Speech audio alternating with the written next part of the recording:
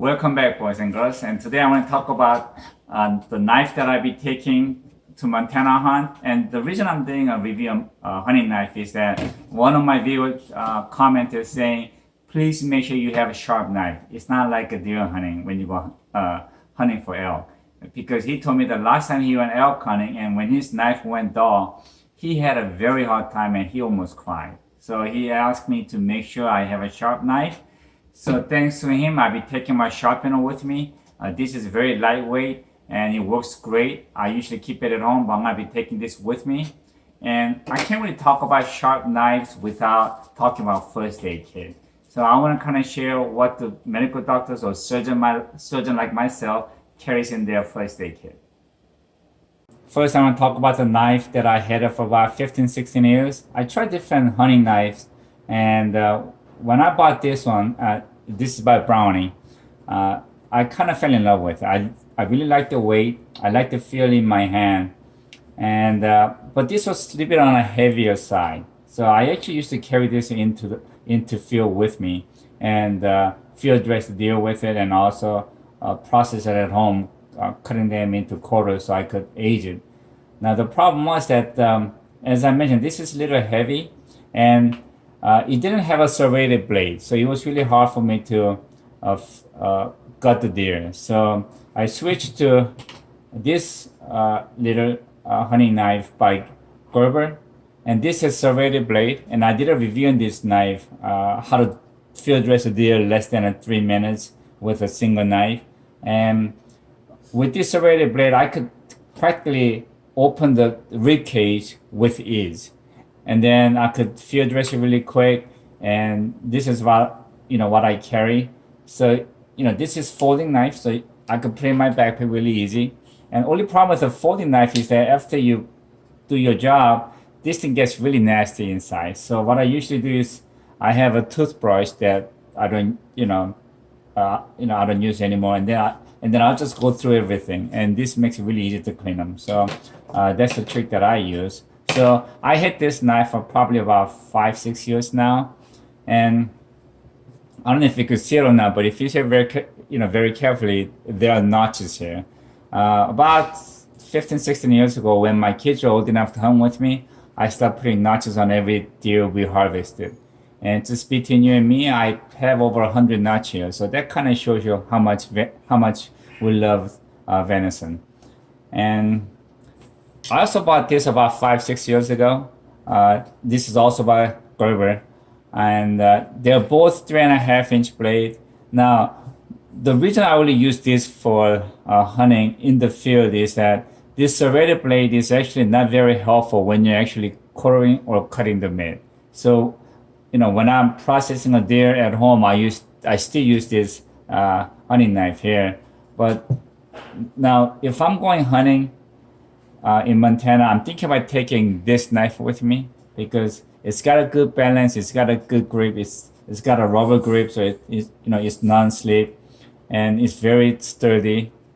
And so I'm thinking, I don't want to carry this. This is too heavy. So I'm thinking I'm gonna be carrying this. So this is very lightweight, and it comes with a pretty nice case. And again, I'll be carrying my sharpener. Now, this is one of the amazing sharpener that I bought probably about 10, 11 years ago. I found this at Home Depot. It was just hanging on the wall, and then I thought I'd give it a shot, and I was amazed how easy this thing is and how well this thing sharpens it. You put the V on the blade and just go through it like 5-6 times, and it becomes very, very sharp. Now, I intentionally dulled this blade here so I could show you how well this thing works. Obviously, this is not a hunting knife. I don't know where I got this. I think I paid like $5 for it. But anyway, this blade is so dull, it won't even cut me. And if we put a paper here, stab it, it won't even cut it. Now, other hunting knives that I have here, as you can see, stab it, it will cut very easily. All of them. So I cut that one got cut on the serrated blade, but again, very sharp. I just want to show you how well this thing works. So just put the blade down like this, and then just put a V on the edge, and then just scratch it. And I don't know if you can see it or not, but you could already, see the shavings on the blade. So there's 1, 2, 3, 4, 5, and then just shave off the shavings. And if you feel it, you could feel it's already very, very sharp. So now if I get a piece of paper, stab it, well, it might need a couple of more sharpening. Let's do 2 more. Okay, let's get the shavings off.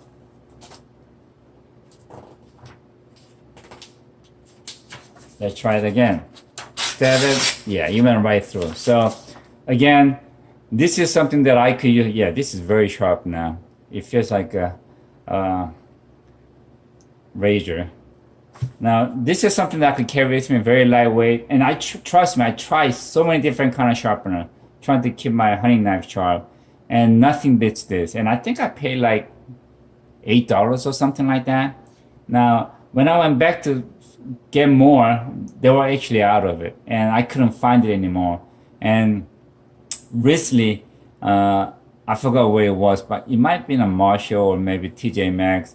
I actually found this. So I bought 3 more of this, and then when I went back to check it out, next time when I stopped by, it was already sold out again and they didn't have it in stock. Now this is made by a creative sales company, and it's called supersharpener.com, made in USA. So again, this works really well.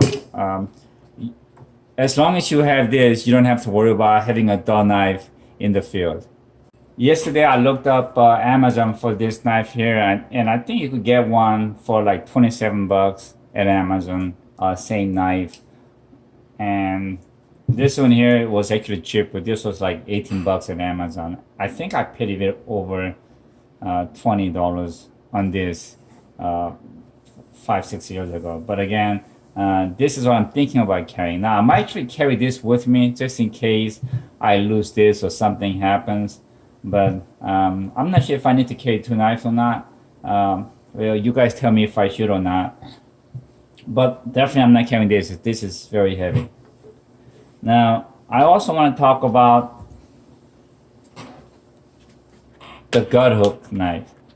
Now this, I had it for probably about 15-16 years. This is also by Gerber, and this is, the blade on this is replaceable. Whenever that goes down, I have extra one here in the pocket, and then I can replace that.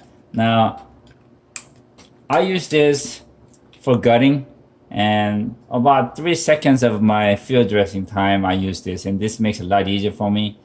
And as you can see, I lost the screw that goes here, so I just put a piece of wire from a hanger, and it's holding just fine. So again, this is something that I use.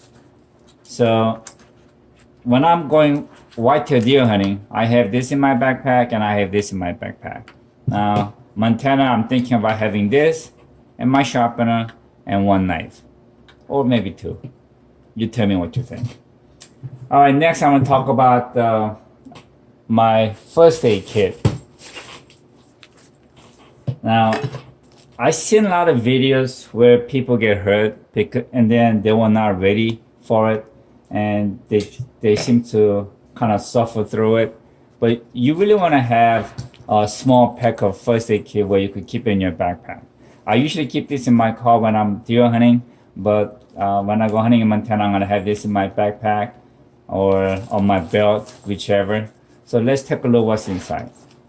Now, first of all, I can see the antibiotic ointment. Now, this is great thing to have it with you, but you don't want to use this when you're trying to put a Band-Aid on, because this will interfere with Band-Aid, and you're not gonna have a very good addition from a Band-Aid. But this is good to have.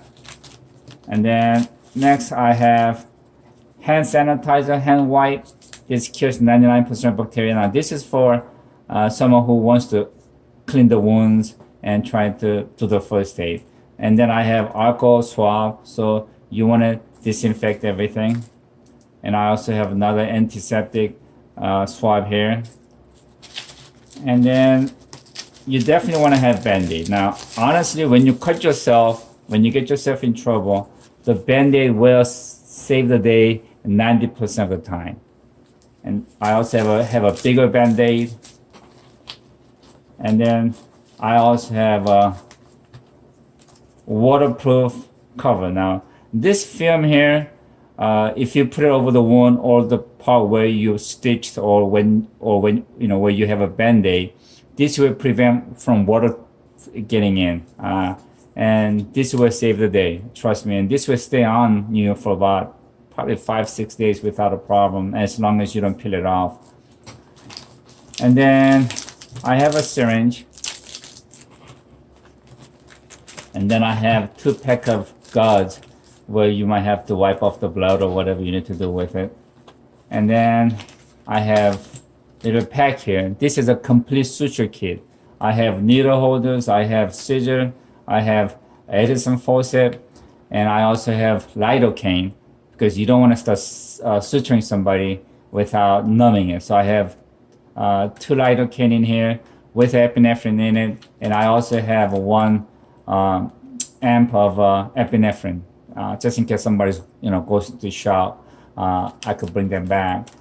And I have 2 pack of needle with a filament. So this is actual suture needle and the line, so I could actually suture somebody with it. I don't want to open this up because it kind of gets a little pain in the ass to put everything back in nice and neatly like I did. So if somebody needs suturing, I'll be ready for it. If somebody goes in the shop, I'll be ready for it.